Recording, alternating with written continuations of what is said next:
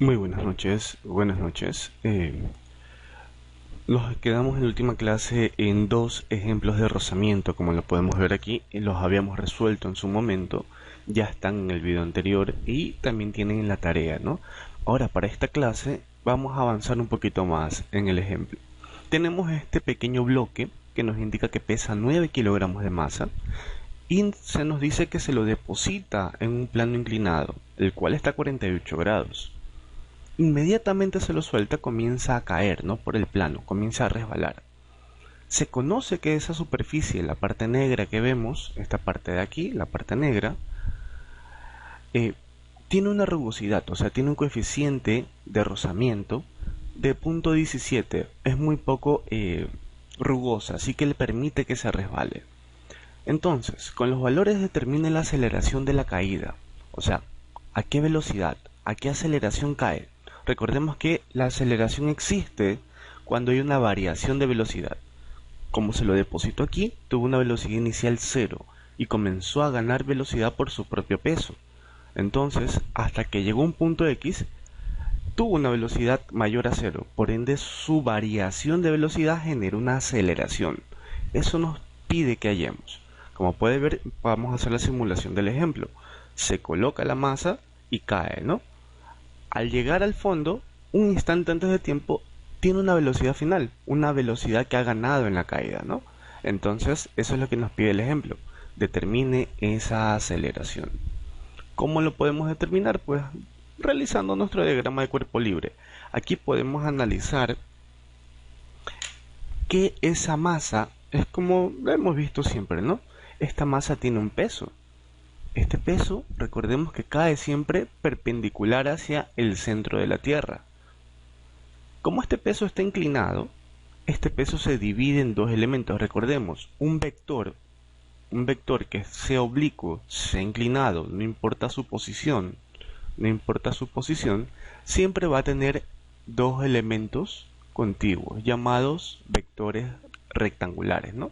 Si este vector se llama P, va a tener siempre su vector E o su componente rectangular PY y PX. Si este vector se llama V o B, va a tener su vector o componente rectangular BX y BY, ¿no? BY siempre, no va a cambiar. Entonces, llevémonos el gráfico a la pizarra. Antes de eso, veamos una gráfica más. Este peso, señalado con la línea roja, va a hacer que caiga el elemento, ayudado por la mínima fricción que tiene. Por ende, ese peso se va a mantener durante toda la caída, generando que sus componentes se mantengan iguales durante toda la caída, pero gane velocidad el objeto, mientras va cayendo, como lo pueden ver. Por ende, el peso se va a mantener, sus componentes rectangulares igual. Entonces, si las calculamos en un punto dado, hemos calculado las magnitudes que tiene en todo el tramo que viaja el elemento. Como podemos ver, ya nos llevamos la gráfica para poderla trabajar. Por ende, si muevo esto, me llevo la gráfica. Pegamos la gráfica y la hacemos zoom. Ahí estamos. Antes de eso me la llevo un poquito para acá para poder hacer, para poder rayar.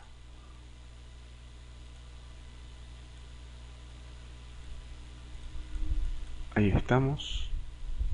Un poquito menos. Ahí está. Ahí le pueden hacer zoom. Ahora sí.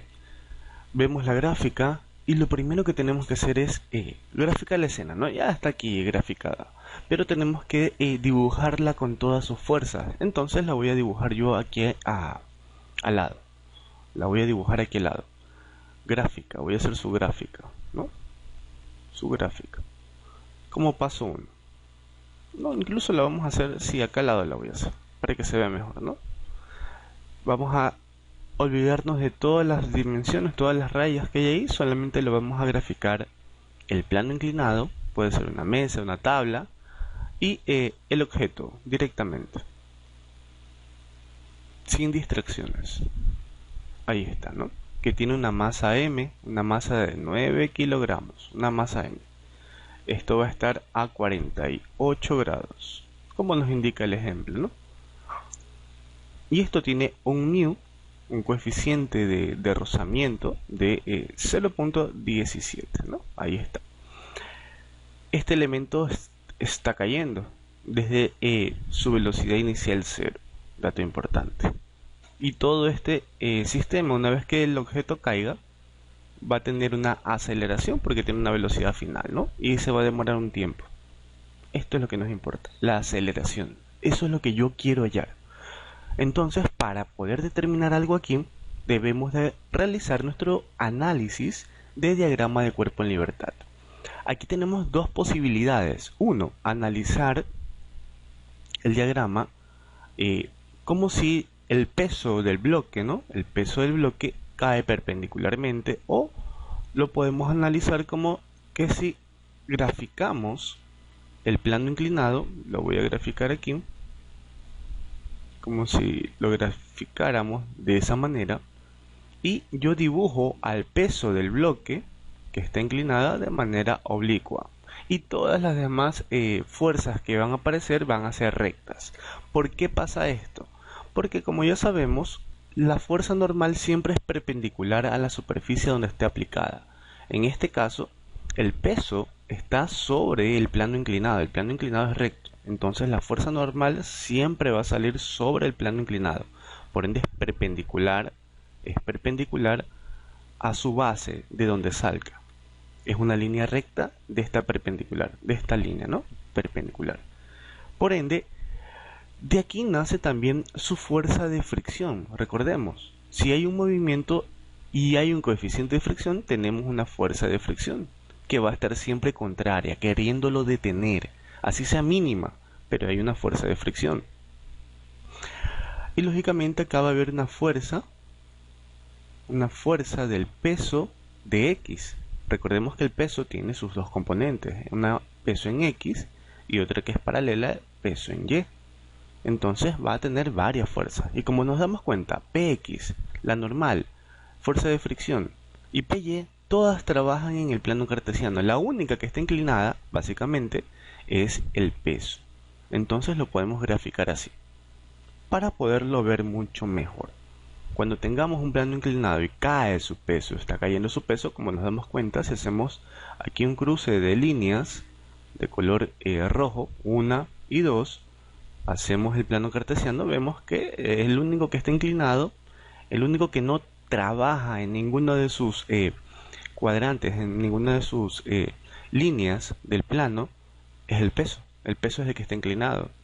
Entonces lo podemos graficar así, sencillamente.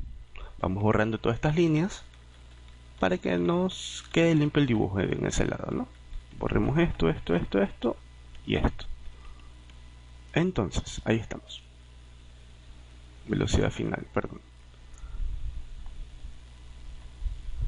Ahí estaríamos, ¿no? Entonces vamos a graficar nuestro diagrama de cuerpo en libertad.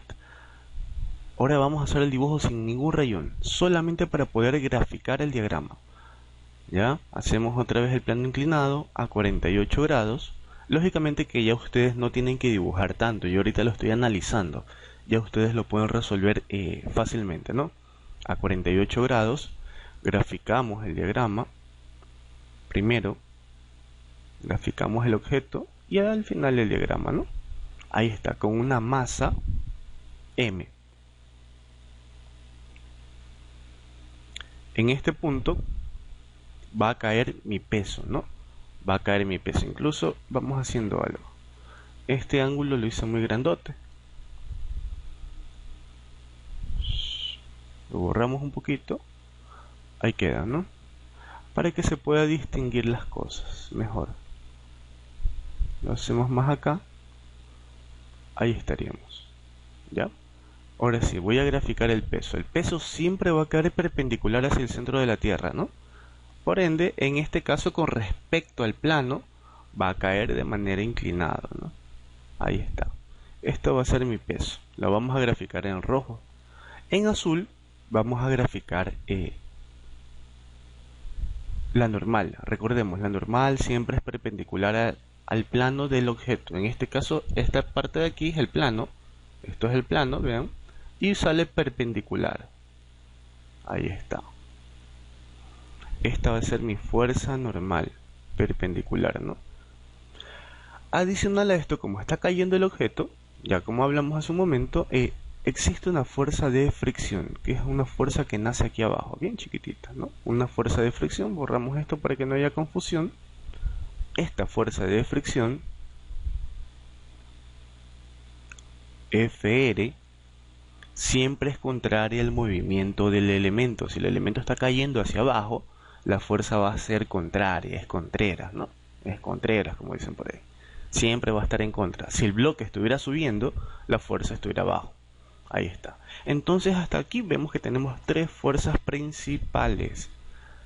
Pero ya sabemos que el peso se divide en dos subfuerzas, dos fuerzas más chiquititas,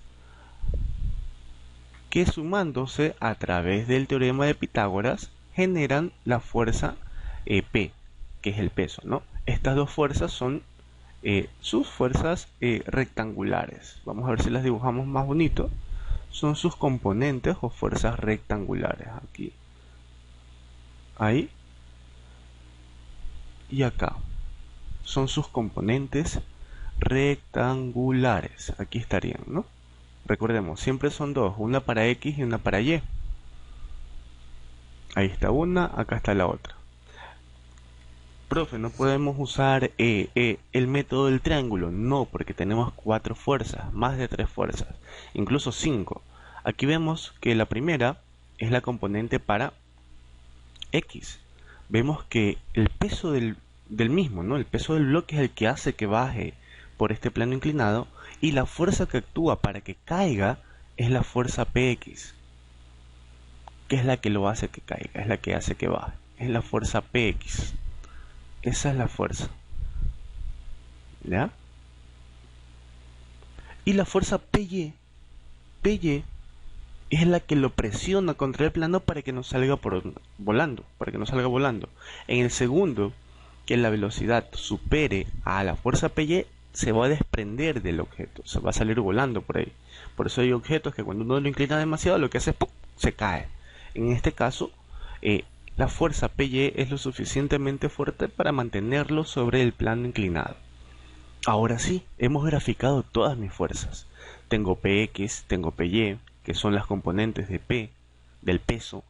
Tengo la fuerza de rozamiento, que es la contraria a la fuerza de caída. Tengo la fuerza normal, tengo mis cinco fuerzas. No tengo otra fuerza. Si analizamos, vemos que no hay más fuerza. Entonces, esto le podemos hacer una pequeña rotación. Lo rotamos un poquito y vemos que todas las fuerzas trabajan en los cuadrantes, en los ejes vertical y horizontal del plano cartesiano, y vemos que la única que está inclinada es P. Esta P tiene un ángulo, este ángulo específico. Este ángulo de inclinación es el mismo de acá. Ya lo vimos en clases pasadas, ¿no? Por relación de ángulos, ¿no? Ya sabemos que si hacemos dos líneas cualesquiera paralelas, este ángulo, teta, va a ser igual. Va a ser igual siempre. Siempre va a ser igual. Y este ángulo complementario, beta, va a ser igual. Beta va a ser igual. Y en este caso, beta también va a ser igual. Y acá también va a ser igual, ¿no? Complementarios, concurrentes. Eso ya se ha visto, ¿no? Por ende, ya haciendo ese análisis, vemos que este ángulo de aquí, teta, que lo estoy graficando, es 48 grados. Y lo ponemos ahí como 48 grados. Ahí estaría. 48 grados, ¿no? Ya sabemos eso. ¿Qué más podemos ver? Pues veo que nada más, ¿no? Eso sería todo. Ahí están todos los ángulos. Bueno, el único ángulo, ¿no? Básicamente. Y todas las fuerzas, todas las fuerzas. Vamos a graficarlo ahora sí. Vamos a hacer nuestro diagrama de cuerpo en libertad. Ahorita me estoy demorando un poquito en el análisis para que lo podamos ver más rápido, ¿no?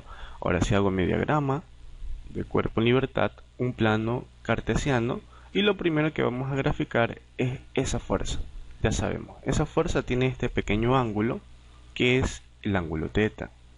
Ese ángulo teta es 48 grados. Ahora sí, aquí está. Esta viene a ser mi peso. Recordemos, está apuntando, ¿no? He rotado el plano inclinado para que se vea de esta manera, para que sea más fácil de entender a nivel matemático, ¿no? De manera física queda así. Entonces, hacia arriba, ¿quién está? ¿Cuántas fuerzas hay hacia arriba? Vemos que está la fuerza Fn, solo está la fuerza Fn. La vamos a graficar un poquito más gruesa para reconocerla. Ahí está, la fuerza Fn, ¿no? Fn. La fuerza normal va hacia arriba. ¿Quién más va hacia arriba? Nadie más, ¿no? ¿Quién va hacia abajo? La fuerza Py, que es la componente rectangular de la fuerza P. Entonces la podemos poner más o menos por aquí alineada para graficarla. La vamos a poner de un color rojo para que se identifique que es de la misma peso, ¿no? Que es del mismo peso. Ahí está rojo, hacia abajo un poquito. Ahí está, tienen que ser igual, la fuerza Px y la fuerza Py tienen que estar siempre al mismo nivel. Entonces, su componente viene a ser P peso en Y, ¿no? Hacia abajo. Ahí está. ¿Qué otra fuerza tengo? Ya tengo la fuerza normal, un visto, le hacemos un pequeño visto. Fuerza normal, fuerza Py del peso en Y. Tenemos el ángulo, ya no tenemos más fuerzas en Y, no hay más fuerzas en el Y, ¿no? Ahora vamos a ver las fuerzas en X. Recordemos, todo lo que sea hacia la derecha positivo, todo lo que sea a la izquierda negativo, todo lo que sea a la derecha positivo, todo lo que sea a la izquierda negativo, en este caso igual, ¿no? Todo lo que vaya hacia arriba positivo, todo lo que va hacia abajo negativo. Aquí, como es caída, cuando es caída se considera hacia abajo negativo, ¿no? Cuando es subida positivo, entonces no ha cambiado nada. Entonces vamos a graficar primero hacia la derecha, ¿no? Ahí está, una fuerza verde, Fr, que quede bien graficada, y la escribimos. Fuerza de reacción, ¿no? Ahí estaría. Y ahora sí, hacia la izquierda la graficamos, su fuerza Py, ¿no? Py, que es la siguiente fuerza, ¿no? Py. La ponemos en rojo para reconocerla. Py, ¿no? La fuerza, la fuerza Py. Ahí estaría. Sus dos componentes, las voy a poner en negro para saber que se están conectando entre ellas, ¿no? Sus componentes rectangulares. ¿Qué otra fuerza tengo? Ni una más. Están dibujadas aquí todas mis fuerzas, como lo pueden ver. Están dibujadas. Ahora sí, lo que me queda es aplicar la sumatoria de fuerzas a través de las leyes de Newton, la segunda ley específicamente. Pero recordando que para X hay un movimiento y por lo tanto hay una aceleración. Entonces, cuando hagamos las sumatorias de las fuerzas en X y Y, hay que recordar ese punto siempre. Cuando sean las fuerzas en Y, su sumatoria es cero. ¿Por qué? Porque y la fuerza normal no lo hacen que se mueva hacia arriba y hacia abajo. Ellos no. Ellos hacen que se pegue a la superficie inclinada, nada más. En el segundo que esto salga volando para acá el bloque, ahí habrá un movimiento en Y. Entonces, como no hay movimiento en Y, sus sumatorias tienen que ser estáticas, tienen que ser cero. No hay movimiento hacia arriba y hacia abajo, ¿ya? Caso contrario, las sumatorias de las fuerzas en X sí va a tener un movimiento. ¿Por qué? Porque va cayendo, ¿no? Va cayendo, se va deslizando. Por ende, sabemos nosotros que por la segunda ley de Newton, que la fuerza es igual a la masa por su aceleración. De esta fórmula, recordemos, fuerza es igual a masa por la aceleración, ya lo vimos al inicio. Entonces, de esta fórmula, yo puedo decir que la sumatoria de todas las fuerzas en X y en Y no van a ser cero porque hay movimiento. Y esto es igual a la masa por la aceleración. A esa fuerza que se está ejecutando hacia abajo que hace que el bloque caiga. Que está acompañada de la gravedad, lógicamente, ¿no? Entonces, tenemos mis dos ecuaciones iniciales. Ecuación 1 y ecuación 2. Recomendable siempre comenzar en Y. Entonces vamos con la parte 1, ¿no? Aquí está mi análisis inicial, ¿no? Análisis A, análisis B, análisis C. Ahí está. Y aquí vamos con la parte 1 de cálculos. Vamos a trabajar con la sumatoria de fuerzas en Y, que es igual a 0. Sumemos todas las fuerzas en Y. Pues tenemos dos, ¿no? La fuerza normal más, recordemos, hacia arriba positivo, más menos la fuerza de PY negativo, que esto es igual a 0. Esto es igual a 0. Entonces, resolvemos esto, me queda que la fuerza normal menos PY, no más por menos menos, es igual a 0. Pero yo no sé cuánto vale PY. Yo no sé cuánto vale PY. ¿Lo puedo determinar? Claro que sí. ¿Por qué? Porque yo tengo el valor del peso. ¿Cuánto vale el peso? Ah, nos habíamos olvidado del peso, ¿no? Hasta ahora solamente habíamos hecho análisis puro. Análisis físico puro. Físico-matemático puro. Ni un número hemos hecho, ni un cálculo. Ahorita sí recién van a introducirse los números. ¿El peso cuánto es? Ah, el peso es 9 kilogramos. 9 kilogramos. Ahí está. Ahora sí, yo puedo determinar. Si ustedes ven esto, yo puedo determinar PY y PX. Aquí le puse Y, perdón. Vean.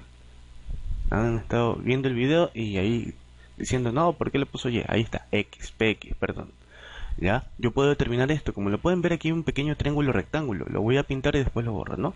Aquí hay un pequeño triángulo rectángulo donde PX es su base y PY es su altura, ¿no? O mejor dicho, su cateto opuesto y su cateto adyacente, ¿no?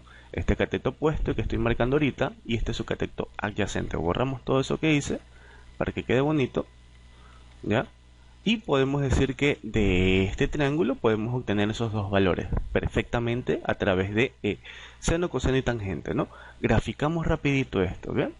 Entonces pongamos esto como un apartado del 1A, del cálculo 1A, ¿no? Ahí ya ustedes lo ven en el video y queda. ¿Cómo lo resolvemos? Pues lo voy a poner acá. No, sí, mejor acá. Borremos esto y lo graficamos aquí. Para que se entienda, ¿no? Ahí está el peso PY y vamos a graficar aquí PX, ¿no?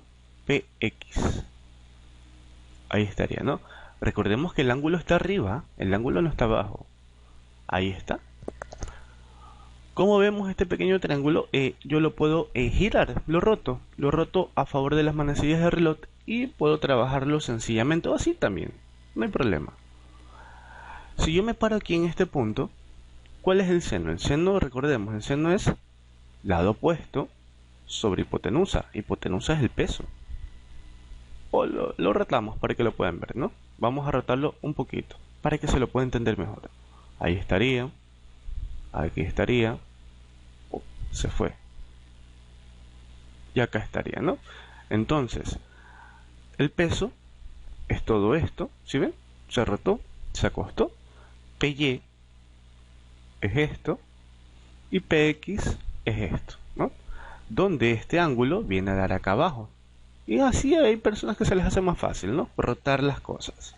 Entonces, el seno de este triángulo, ¿cuánto sería? Ah, el seno del ángulo θ es igual a ¿qué?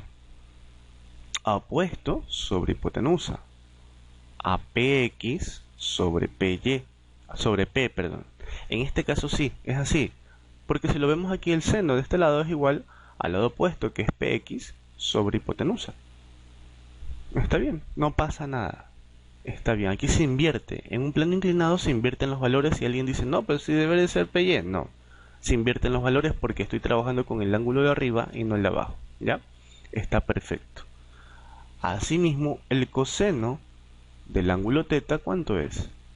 Ah, el coseno. Si yo me paro aquí, es donde yo me paro dividido para la hipotenusa, ¿no? El lado adyacente para la hipotenusa. Entonces, es PY sobre P. Con estos dos valores yo ya puedo determinar PX y PY. ¿Por qué?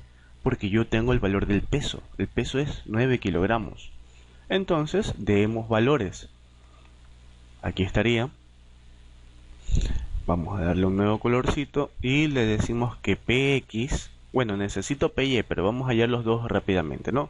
Px es igual a P que multiplica al seno del ángulo, ¿ya? Y a su vez, Py es igual a P que multiplica al coseno del ángulo. Ahí están, los vamos haciendo a la par. P ya sabemos, P vale 9 kilogramos, pero recordemos, P es el peso, no es 9 kilogramos, 9 kilogramos es la masa. Entonces, para obtener el peso, nosotros sabemos que el peso es igual a la masa por la gravedad. Cuando está en caída algo, el peso es igual a la masa por la gravedad.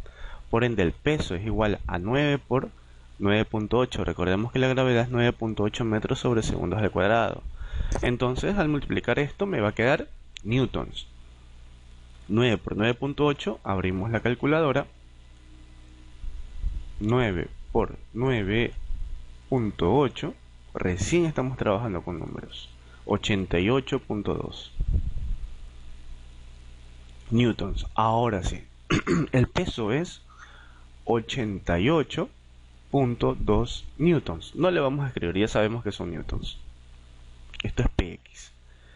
¿Qué multiplicamos al seno del ángulo? ¿El seno de cuánto es el ángulo? De 48 grados. Ya lo tenemos acá arriba. El seno de 48 grados. ¿Ya? ¿Cuánto es ese valor? Pues bueno, calculadora, si no de las tablas, como se los expliqué en su momento. Comprueben siempre su calculadora, pongan seno de 45, perdón, tangente de 45, si les da 1, está bien configurada, ¿no? Entonces, seno de 48 es igual a 0.7431.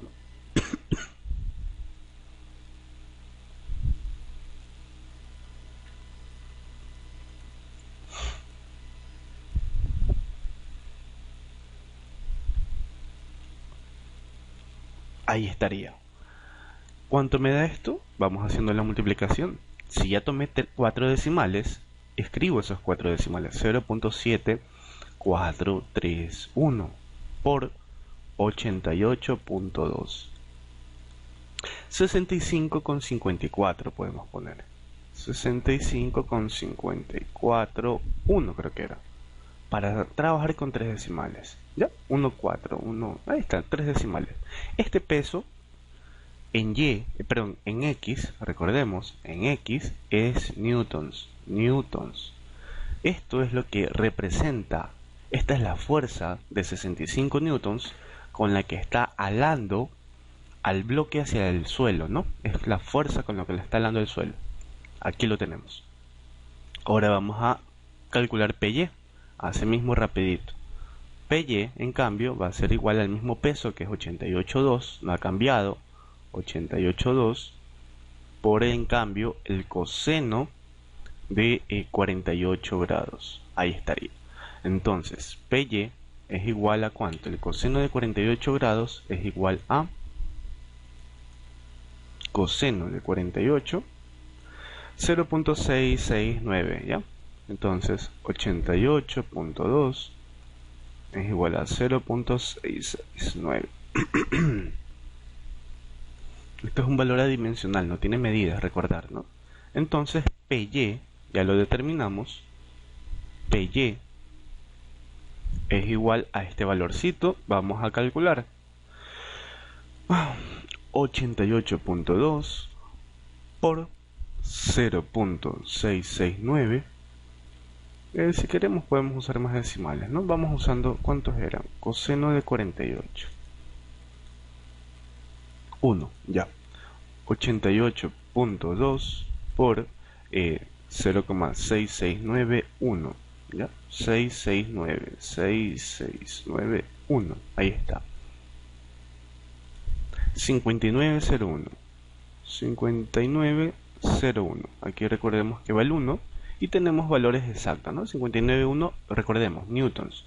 Ya tenemos el valor de Px y Py para usarlos a como queramos, ¿no? A nuestra conveniencia. Ya tengo Px y Py. Me lo da el ejemplo. Por ende, aquí, recordando, aquí la ecuación me dice que necesitaba ¿quién? A Py. Ya lo tengo. Entonces lo que hago es despejar. Vámonos acá. Voy a hacer una línea roja indicando que de este valor saltamos, ¿no? Y volvemos. Estamos trabajando con el azul y decimos, entonces Fn menos Py, que es 59,01 newtons, es igual a 0, ¿no? Ahí está. Saltamos el paso y decimos que la fuerza normal es igual a 59, ¿no? Si despejo hacia el otro lado, negativo pasa a positivo, ¿no? Operación cambiada. 0,1 newtons. Y de esa manera obtuve fuerza normal, ¿sí ven? Usando esta parte de la trigonometría que la saqué de acá. Vamos haciéndole otra línea roja que ya sabemos de dónde salen estos valores. Ahí está, ¿ya? Para que ustedes sepan. Ahora sí, ya tenemos 59,01 newtons. Ahí está, ¿no? Ya he hecho las sumatorias de fuerzas en Y. Ya sé cuánto vale mi fuerza normal. Ya sé cuánto vale PY. Ya sabemos cuánto valen los valores. ¿Qué más tengo? No tengo ninguna otra fuerza. Los he resuelto. Ya sé cuánto vale esto y esto. Mi fuerza resultante, recordemos que es la multiplicación. Es la multiplicación de el coeficiente de rozamiento por la fuerza normal. Esa fórmula la podemos aplicar aquí. Esto va a ser mi paso 1. Le hacemos una línea. Y aquí podemos poner que mi fuerza de rozamiento, la vamos a hacer en color verde para que se guíen. Mi fuerza de rozamiento es igual a ¿qué? A mi fuerza normal multiplicado por el coeficiente. ¿Cuánto era el coeficiente? Es 0,17, ¿no? Entonces lo podemos hallar de esta manera. Multipliquemos. Fuerza de rozamiento es igual a Fn, que ya lo hallamos, aquí está, 59,01 por 0,17. Este valor sigue siendo en newtons. La fuerza de rozamiento es igual a ver, ¿cuánto me da? 59,01 por 0,17. Esto es igual a 10.03. 10.03 newtons, sin olvidar, ¿no? La fuerza de rozamiento es mínima, de 59, que está cayendo, con razón, vean. Px, ¿cuánto es Px? Px es 65 y la fuerza de rozamiento es apenas 10, por ende le gana Px, ¿no? Por ende Px le gana y hace que caiga el objeto, cae, es mínima. Aquí no lo podemos comprobar matemáticamente, ha caído el objeto. Este sería mi paso 2. Ahí está, va cayendo el objeto, ¿no? Comprobado matemáticamente y hemos obtenido Fr. Pero ahora vamos a determinar entre los dos, cuánto es la aceleración. Esto de aquí es un dato que me puede servir bastante y vamos a aplicar con la sumatoria de fuerzas en X para ver la relación. Entonces, sumatoria de fuerzas en X es igual a la masa por su aceleración. ¿Ya? ¿Cuántas fuerzas en X tenemos? Tenemos dos, Px y Fr, ¿no? Lo podemos hallar también de esta manera. Entonces decimos que Px, recordemos, Px negativo más fuerza de fricción, en este caso positivo, es igual a la masa por la aceleración. Esto es R, ¿ya? Entonces Px ya lo tengo. Px lo tengo y es negativo. Px va a ser negativo. ¿Por qué? Porque va hacia abajo. Recordemos. Son 65,54. Lo reemplazamos. 65,541 negativo. Más la fuerza resultante, que ya la tenemos. Es 10.03. Esa es positiva porque va hacia arriba, ¿no? 0,3. Que esto es igual a la masa, vamos escribiéndola de otro color, a la masa por la aceleración. No es la masa por gravedad, no confundir. La masa es la misma, son 9 kilogramos, ¿no? Son 9 kilogramos. Y la gravedad es cuando cae, pero en este caso se está deslizando, se está siendo empujada por su propio peso. Por ende es la aceleración. Y como nos damos cuenta tenemos todos los valores. Vamos a reemplazar el valor de la masa, lo cambiamos de color y esto lo podemos trabajar de una mejor manera, ¿no? Más por menos, menos, ¿no? Esto me va a quedar siempre una resta. Aquí vamos a decirle que esto me va a quedar aceleración es igual a ¿qué? Ustedes saben que es igual a aceleración, ¿no? Despejo.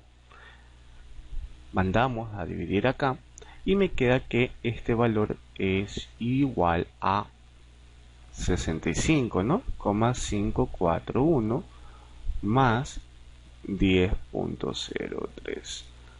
Todo esto, perdón, manchó acá esa línea. Todo esto dividido ¿para quién? Pues lógicamente para la masa. Ahí está. Este menos que se vea mejor, ¿no? Y entonces he hallado el valor de la aceleración aplicando esta sencilla fórmula. Recordemos, solo tenemos dos fuerzas que están peleando entre ellas y la fuerza Px gana. De esta manera va cayendo hacia abajo. Por ende es una aceleración negativa, una aceleración de caída, ¿no? Por eso el valor que me va a dar aquí, este resultante me va a dar negativo, de caída. Entonces, la masa ¿cuánto vale? 9 kilogramos, ¿no? Hagamos la resta y con eso terminamos. Menos 65,541 más por menos, ya saben, menos se resta y queda negativo, ¿no? 10.03. Esto me da un valor de 55.511, ¿no? 55.511 negativo dividido todo esto para la masa. La masa ya sabemos que es 9 kilogramos. Es 9 kilogramos, es masa, ya no es el peso. Entonces, pues dividimos esto. ¿Y cuánto nos queda? Dividido para 9. 6.16. 6.167 negativo. Esto de aquí es la aceleración, ¿no? Esto de aquí es newtons. Para masa, que son kilogramos, siempre me va a quedar en aceleración, ¿ya? Eso lo veamos y lo pueden analizar ustedes si desean. Por ende, esto me queda en metros sobre segundos al cuadrado. Es mi aceleración negativa, pero es mi aceleración. Por ende, le hemos dado solución al ejemplo. Como pueden ver, no hay cálculos complejos, lo mismo que hemos venido haciendo, solo que un poquito más de análisis. ¿Por qué? Porque está incluida ya la aceleración, hay movimiento, esto ya es dinámico. Ya saltamos del campo de la estática, donde no se movían las cosas, ahora a ese instante después, cuando se mueven las cosas. Esto es dinámica, ¿ya? Un poquito más de análisis, solo se requiere un poquito más de análisis. Por ende, mi resultado es 6,16,7 metros sobre segundos al cuadrado. Esa es mi aceleración. De ahí ya puedo determinar cuál fue su velocidad final antes de caer, puedo determinar su velocidad media, puedo determinar muchas cosas, la altura máxima, altura mínima, pero por ahora no lo vamos a hacer. Hemos hallado su aceleración. Muchas gracias. Les voy a dejar videos de enlace, videos en la ficha también, para que puedan revisar ejemplos muy similares y los puedan diferenciar, ¿no? Hay varias formas de hacerlo, varias formas. Esta es una. Esta es la forma analítica, la más compleja puede decirse. Pero revisándola paso a paso, se van a dar cuenta que es la más sencilla en la forma de utilizar. En cambio las otras son directas y muchas veces no se explica muy bien el problema. Con esto, muchas gracias y nos vemos en el siguiente video.